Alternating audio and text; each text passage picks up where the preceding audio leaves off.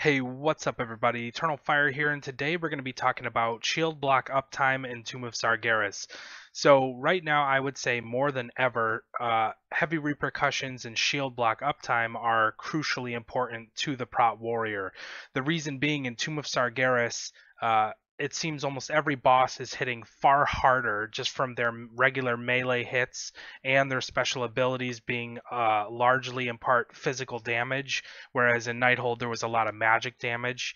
Um, so it's actually, I personally feel like the Prot Warrior's in a really good spot for Tomb because we're just so good at mitigating um, physical damage. So I run with Devastator because you get a lot of Shield Slam procs and heavy repercussions. When you take that, when you use Shield Slam, it increases the duration of Shield Block by 1 second every Shield Slam you use while Shield Block is active. So this is really great. I've been using Devastator, Vengeance, and Heavy Repercussions together. And again, going back to Tomb of Sargeras, the thing I'm really loving about it is it feels like I'm tanking again. Whereas in Nighthold and Emerald Nightmare so far in this expansion, it feels like I'm just trying to put out as much DPS as I can and taking damage while I do it.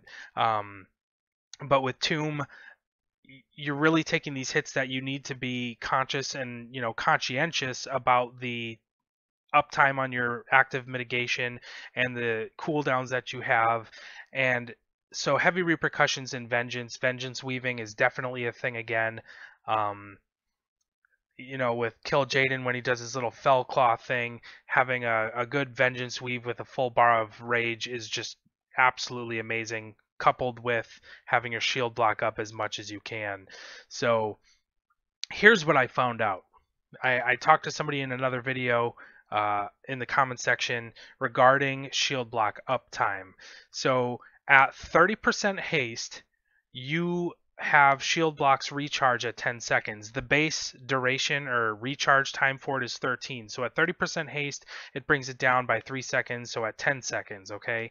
And then with heavy repercussions, you can have in 30% haste, you can have shield block up reliably close to 100% of the time at 30% haste.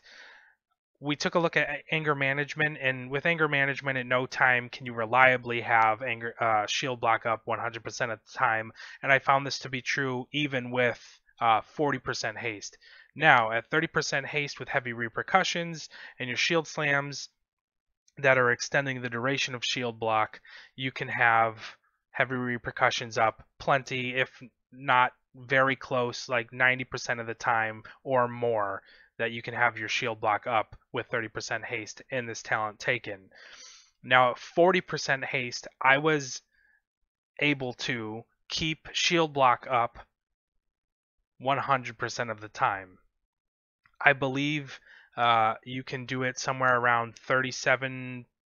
I think it was like 37.7% of the time, but we'll say 37% of the time. But you did have the occasional time where you were down to like the last millisecond when you got shield block back up, or you got a bad string of shield slam procs and they didn't come up and you would have shield block fall off. But at 40% haste, your recharge on shield block was 9.29%. So it dropped it by almost another second, which is significant. But I was very easily at 40% haste able to keep that shield block up 100% of the time.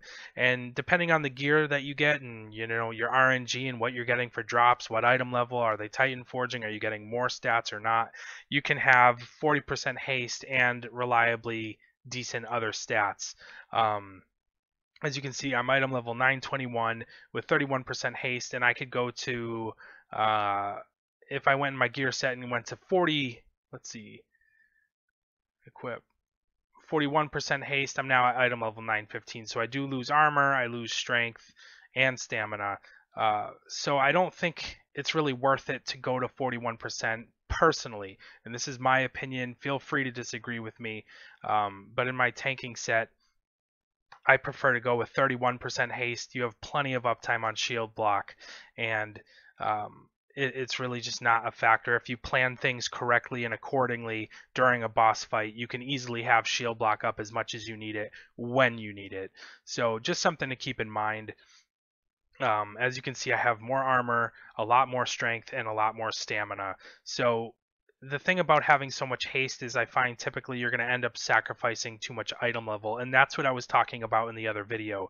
You lose out on things that it's just to get to a certain amount of haste, you're going to lose out on so much more that's core to, your warrior, going from 6.1 million health to 6.7 when you go, with one secondary stat.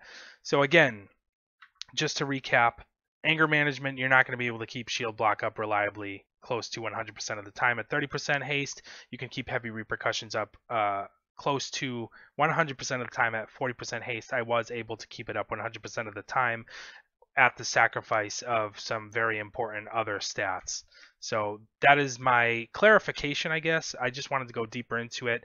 I'm loving Tomb of Sargeras. It's a great raid. It's a lot of fun, and it really feels like we're taking a step back from the whole DPS thing, which I have no problem with. I'm definitely for maximizing, damage output as a tank, but it's a lot more fun and a lot more engaging for me to be worrying about, you know, the things tanks are supposed to worry about, like surviving and using those abilities. It's not supposed to be DPS.